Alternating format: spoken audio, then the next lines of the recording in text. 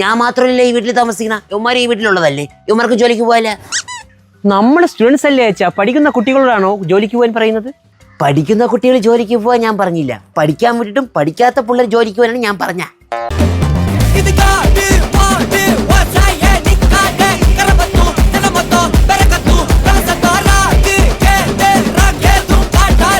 നമ്മൾ പഠിച്ചതിൽ എന്തൊക്കെ വീഴ്ച പറ്റിയെന്ന് പഠിച്ചുകൊണ്ടിരിക്കുകയാണ്.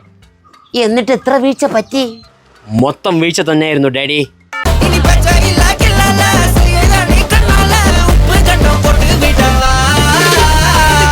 പറയും പോലെ യുവമാര് ഡിഗ്രി കഴിഞ്ഞിട്ട് 5-6 കൊല്ലായി.